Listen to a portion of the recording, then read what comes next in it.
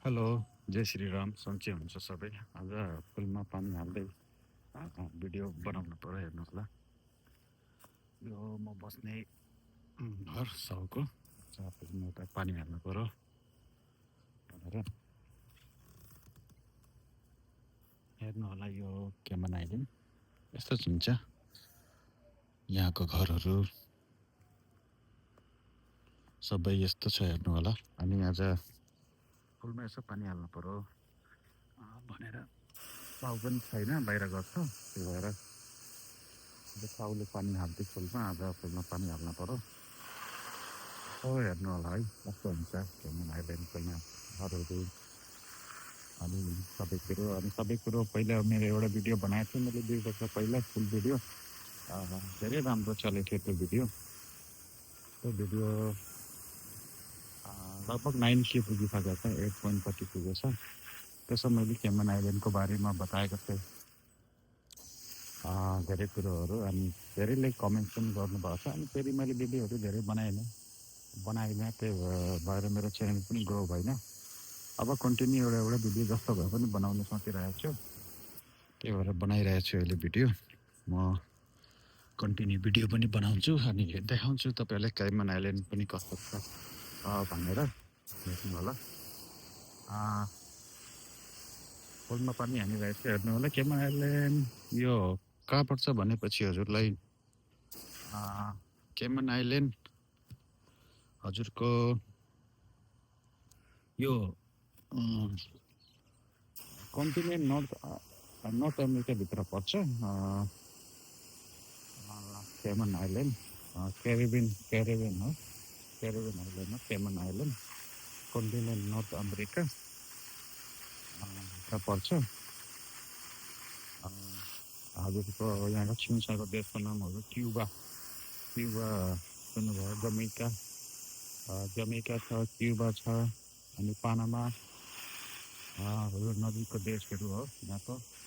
Jamaica त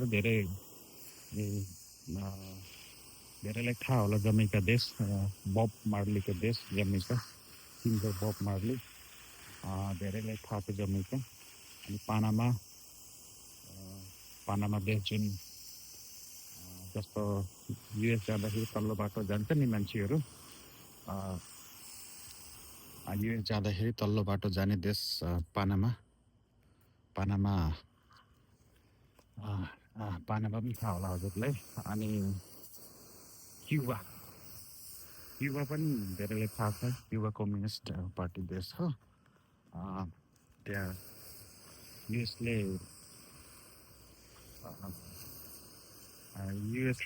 धेरै जस्तो कुरोहरू, त्यहाँ सामानहरू इम्पोर्टहरू बन्द गरेको छ। प्लेनहरू पनि अहिले बन्द छ यहाँ जाने आउनु त। अनि अब क्याइमन आइल्यान्डको बारेमा कुरा गरौँ, म कहिले आएँ, कसरी आएँ भनेर। म हजुरको क्याइमन आइल्यान्ड यहाँ आएको 2022को लास्ट नोभेम्बरमा। त्यसपछि म यहीँ छु। एकचोटि छुट्टी गएर पनि आएको। पोहोर सालको दसैँमा गएको थिएँ। 2025को दसैँमा क्याइमन म गएर आएको हो। नेपाल पुगेर आएको छुट्टीमा क्याइमनबाट। त्यसपछि यतै छु अब 7-8 महिना भइसक्यो। फेरि भन्नाले म लगभग 4 वर्ष रनिङ हो मेरो क्याइमन आइल्यान्डमा। अनि क्याइमन आइल्यान्डमा अब यहाँको रुम रेन्टको कुरा गर्दाखेरि यो देश अलिक धेरै महँगो छ। रुम रेन्ट हामी बस्ने यही घर, हेर्नु होला, यही घर हो। हामी बस्ने यही घर हो। हामी यता साइडमा बस्छौँ, सब यता बस्छ। घर ठुलै छ। एउटा रुमको हामीले कमसेकम एउटा रुममा हामी ठुलो छ रुम, 3जना सेयरिङमा बस्छौँ र 3जना सेयरिङ बस्दाखेरि एकजनाको भागमा लगभग 50,000 नेपाली पर्छ बेड, एउटा बेडलाई। सिङ्गल छ यहाँ बेड। यहाँ फेरि त्यो दुवै जस्तो छैन। यहाँ दुवै जस्तो त बङ्क बेड हुन्छ नि माथि तल, त्यस्तो छैन, सिङ्गल बेड हो। अनि यहाँ सबै फेरि यहाँ रुम टेनेन्टलाई घरबेटीले दिन्छ। जस्तो फ्रिजदेखि लिएर, बेडदेखि लिएर, बिस्तारादेखि लिएर बेडसिटदेखि लिएर किरानी सबै घरबेटीले दिन्छ, त्यो ठिक छैन। अनि जाने बेला सबै छोडेर गएछ। इजी आफूले चाहिँ किन्न परेन। दुबईमा त धेरै जस्तो आफूले किन्न पर्दैन, बेड सहित आफूले किन्न पर्दैन, खाली रुम पाइन्छ दुबईमा त। यहाँ त्यस्तो छैन फेरि, यहाँ त्यस्तो छैन। त्यो चिजलाई चाहिँ यहाँ ठिक छ, त्यो चिजलाई यहाँ ठिक छ। रुम रेन्ट पनि महँगो छैन नेपाली 50,000। यहाँ खाना बस्न खर्च हजुरको 1 महिनामा लाख रुपियाँ जति जान्छ नेपाली। अनि अब स्यालेरी कति हुन्छ कुरा गरौँ। यहाँ मिनिमम स्यालेरी घन्टाको अहिले सरकारले $8.75 अहिले यो वर्षदेखि बढाएको छ। र $8.75 भनेको युएसको लगभग $10 समथिङ हुन्छ अरे। यहाँको डलरको भ्यालु अलिक बढी थियो योभन्दा।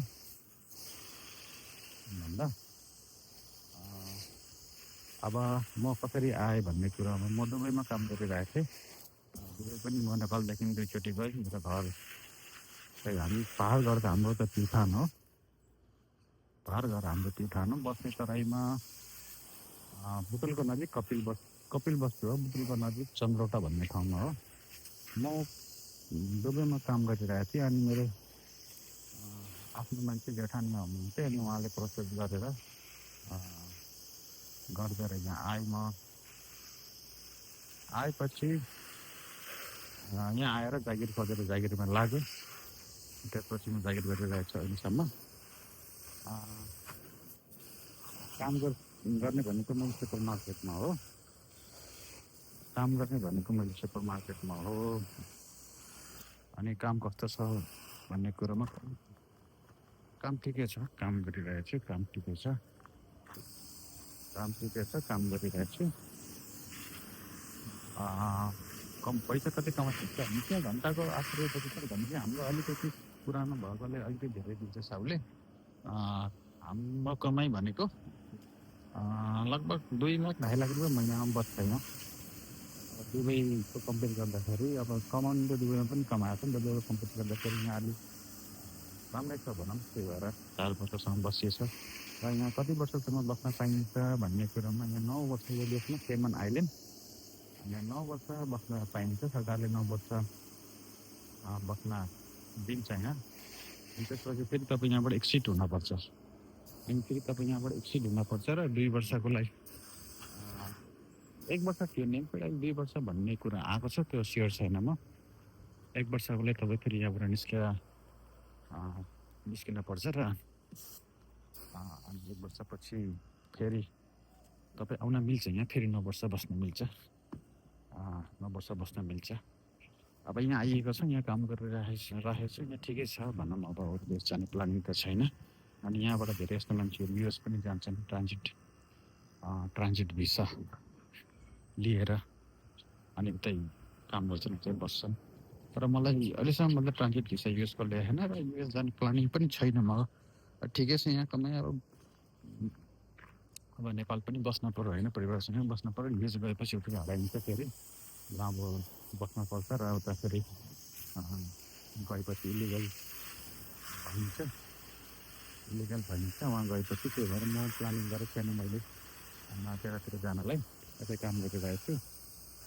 अनि हजुरहरूले कताबाट हेरिराख्नुपर्छ मेरो भिडियो, मलाई कमेन्ट गर्नु होला।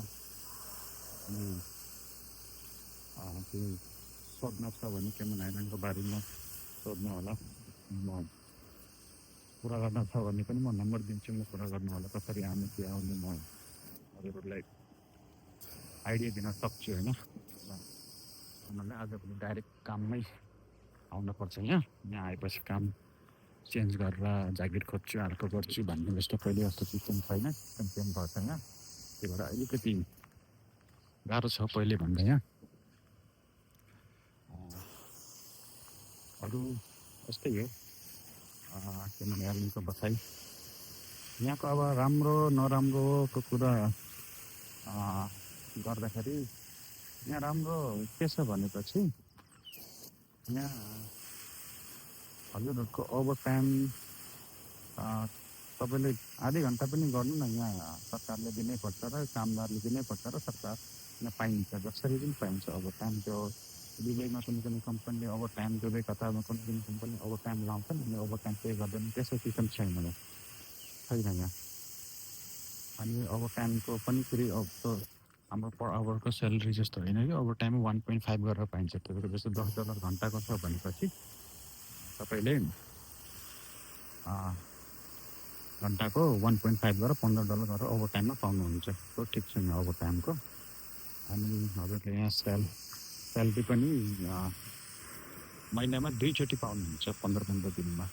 अहिले त नेपाल सरकार, बालन सरकारले जुन नेपालमा यो नियम ल्याएको छ भनेर सुनेको थियो मैले। हजुर मन्थली 2 टाइम स्यालेरी 15 दिनमा। यहाँ पनि त्यस्तै छ, 15 दिनमा स्यालेरी पाइन्छ यहाँ पनि। यहाँ पनि त्यस्तै स्यालेरी 15 दिनमा पाइन्छ। अरू यहाँ त्यस्तो नराम्रो भन्ने त त्यस्तो त केही छैन अहिलेसम्म नराम्रो भन्ने। तर दुबई जति सेफ्टी फेरि छैन। दुबई, कतार, गल्फ कन्ट्री जति यो आइल्यान्ड त्यस्तो सेफ्टी छैन उहाँ जति हुन पनि सक्दैन यो, होइन, छैन सेफ्टी। त्यहाँ राति घुम्ने अनि एक्लै दुबईमा त अब बाटोमा पल्टे पनि जे गरे पनि तपाईँको कतारमा त पछि घुम्न कसै पनि सिटिङमा त त्यस्तो गाह्रो छैन नि त। उहाँ भनेको डरै छैन नि।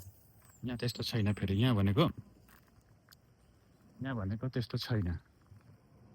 यहाँ अलिकति उ छ, राति हुन्न एक्लै। अनि आइल्यान्ड फेरि एकदम सानो छ। यहाँको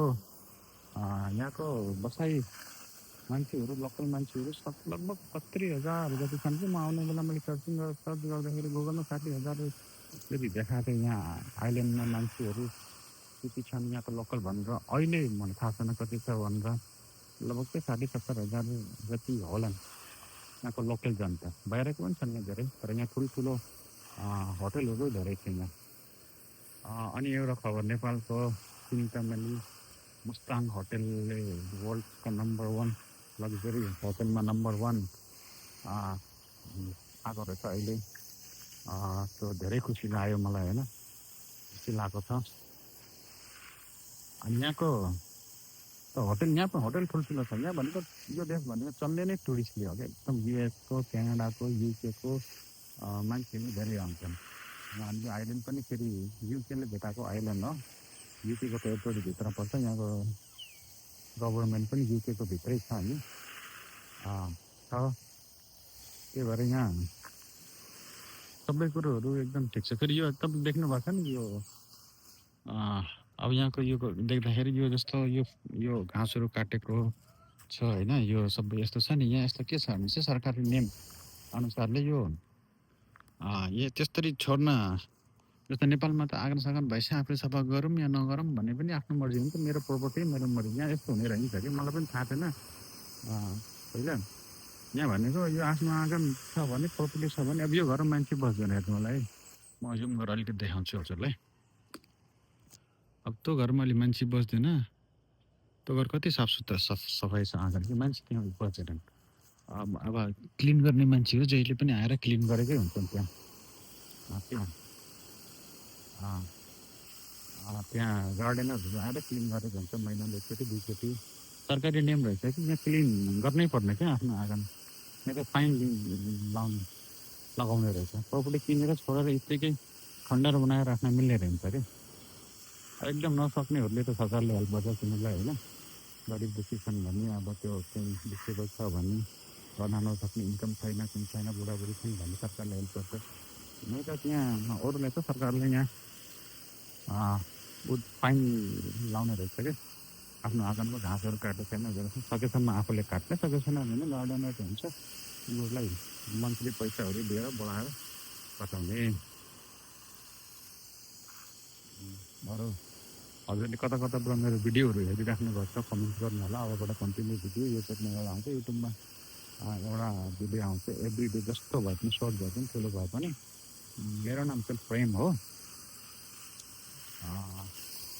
हजुरको नाम पनि लेख्नु होला कमेन्ट्समा। अनि प्लिज हजुरले मेरो भिडियो हेरिराख्नु भएको छ भने सब्सक्राइब चाहिँ गरिदिनु होला, किनकि सब्सक्राइब गरेर भने कन्टिन्यू भिडियो बनाउनु मलाई आँट आउँछ, मन पनि लाग्छ, इन्ट्रेस्ट पनि लाग्छ। लाग्छ।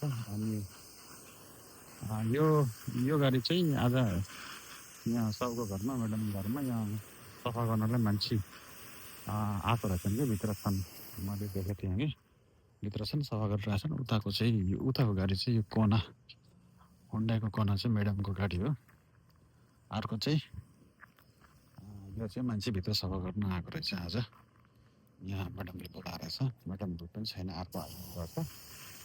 हामी काम गर्ने चाहिँ ग्रोसरी स्टोर हो। मेरो अर्को भिडियोहरू हेर्नु होला, युट्युबमा छ, त्यसमा मैले देखाएको छु, हाम्रो ग्रोसरी स्टोर पनि देखाएको छु र अरू भिडियोहरू पनि छ, हेर्नु होला।